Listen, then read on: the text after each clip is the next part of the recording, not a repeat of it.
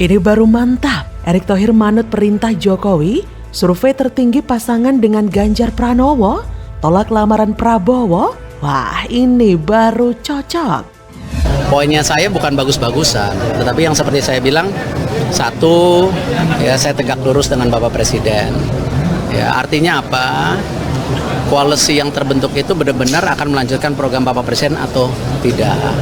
Yang kedua, chemistry, ya, dengan tentu pasangannya.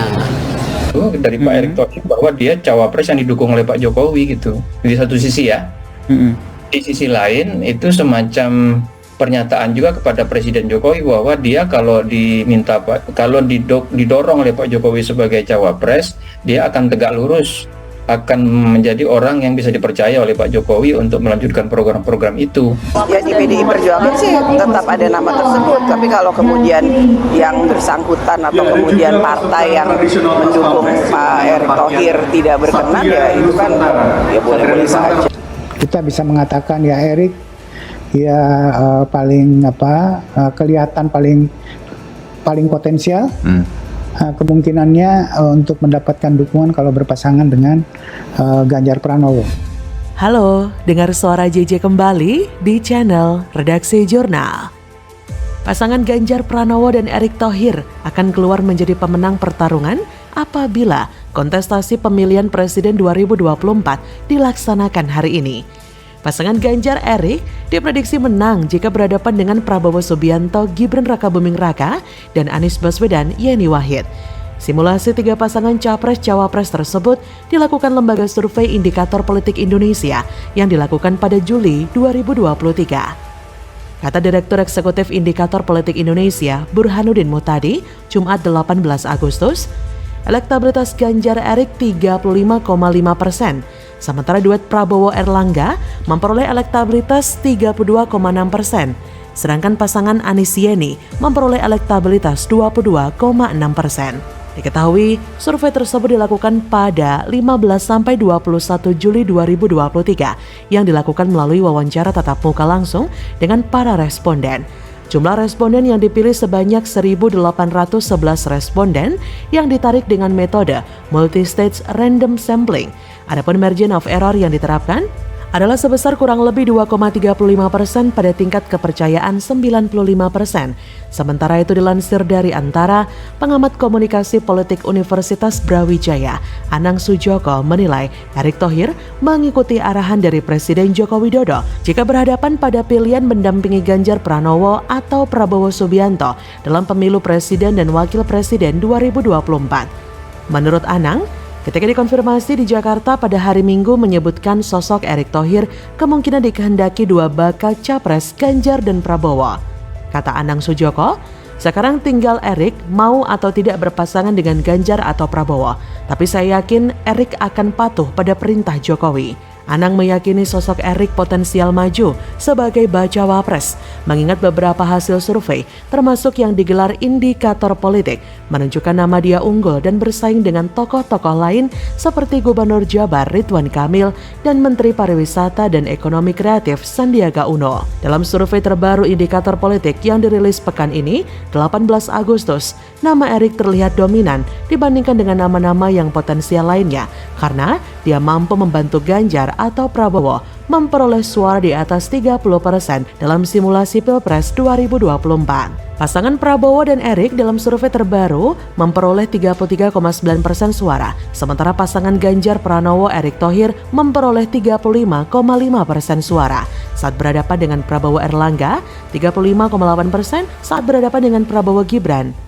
Terkait dengan hasil itu, Anang Sujoko menilai wajar jika PDIP, terutama dari kalangan akar rumputnya, menghendaki Erick Thohir sebagai bakal calon wakil presiden mendampingi Ganjar. Kata Anang, salah satu bukti akar rumputnya mendukung Erick untuk dapat mendampingi Ganjar dapat dilihat dari pernyataan Ketua DPP PDIP Said Abdullah. Memang akan sangat disayangkan ya jika Erick Thohir ini sampai digait oleh capres lain. Walaupun saya nggak yakin ya apakah Erick ini mau jadi wakil capres lain. Kalau berpasangan dengan Ganjar, mereka berdua sama-sama bekerja dengan keras. Karena Ganjar memang terbiasa kerja keras untuk rakyat. Terbiasa turun ke lapangan, selalu ceria dan dekat dengan rakyatnya. Beda dengan capres sebelah, kalau sama mereka-mereka, Pak Erik bakal jadi super capek hati dan badan. Capek tenaga, capek hati pula. Serius loh Pak, karena Pak Erik akan dimanfaatkan tenaganya habis-habisan. Sementara capres-capres itu gak jelas bisa apa dan terbiasa bekerja sekeras Pak Erik ini. Kalau saya sih gak rela ya, masa orang hebat sekaliber Pak Erik ini cuma dijadikan sebagai bumper dan diperas tenaganya oleh orang yang kinerjanya jauh di bawah Pak Erik. Gak rela saya, dan gak fair dong rasanya. Yang paling pas itu ya cuma sama Ganjar. Setuju guys? Begitulah pasangan Ganjar Erik untuk 2024. Bagaimana menurut Anda?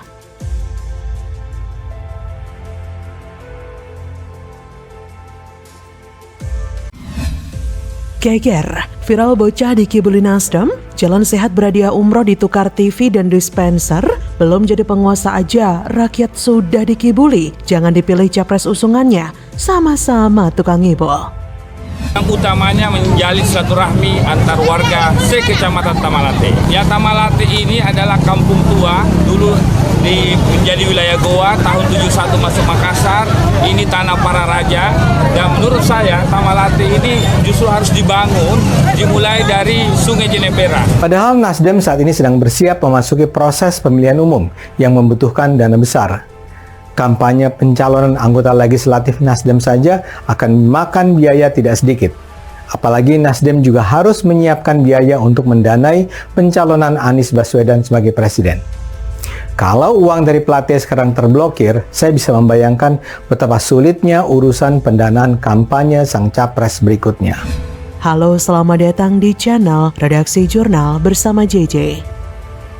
Sungguh kecewa yang dirasakan seorang bocah. Bagaimana tidak, hadiah umrohnya yang ia dapatkan dari acara Gerak Jalan malah diganti menjadi TV dan dispenser.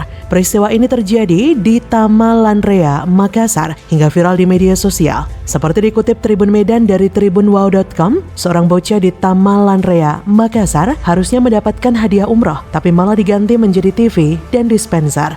Dari unggahan Instagram @fakta.indo, diketahui bocah tersebut mengikuti acara Jalan Sehat Anak Rakyat di lapangan Talabumi Tamalanrea, Ramai, Makassar, Minggu 13 Agustus 2023.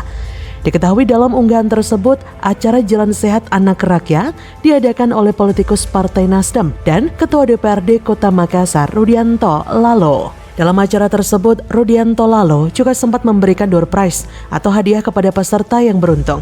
Apabila berhak memenangkan door prize, peserta acara Jalan Sehat tersebut berpeluang mendapatkan umroh hingga motor.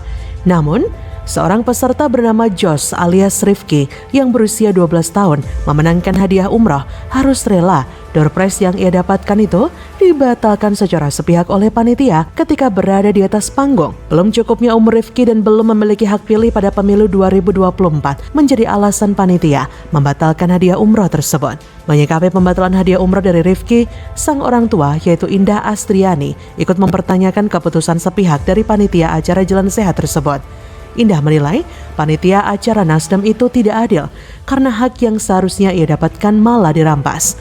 Nah, yang seperti ini nih, Jalan Sehat tipu-tipu dari Nasdem. Yang kayak gini gak bisa dibiarkan. Coba cek Jalan Sehat sebelum-sebelumnya pas dia dari Anies itu.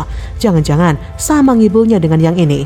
Kedoknya aja Jalan Sehat, tapi kini ketahuan jadi ajang mencari atau bisa dibilang menyuap pemilih dengan hadiah menggiurkan. Tapi faktanya malah zong belaka. Rakyat ditipu, rakyat hanya dijadikan umpan untuk menjadi pijakan Anies dan Nasdem untuk menjadi penguasa. Banyak jalan sehat yang dibuat oleh Nasdem yang sebelum-sebelumnya sangat bombastis. Bahkan ada yang hadiahnya mobil dan umroh. Tapi melihat fakta yang sebenarnya seperti ini, yang masyarakat malah ditipu, membuktikan bahwa itu memang disengaja dan memang ada masalah di dalamnya. Apa jangan-jangan ini terjadi karena Johnny Plate ketangkap? Karena pasca Johnny Plate ketangkap, Nasdem jadi sepi dana. Maka dari itu semua acara kampanye untuk mendapatkan suara rakyat harus diakali. Yang seperti ini kok bilangnya mau mengabdi untuk rakyat, menampung aspirasi rakyat dan mensejahterakan rakyat. Belum apa-apa, rakyat sudah ditipu. Anies dan Nasdem memang tidak pantas jadi pelayan rakyat. Ketika jadi penguasa, polanya sudah bisa kebaca. Mereka akan mengakali semua kebijakan yang berhubungan dengan rakyat. Semua program yang membuat rakyat untung akan dipangkas dan dialihkan ke kantong pribadi mereka.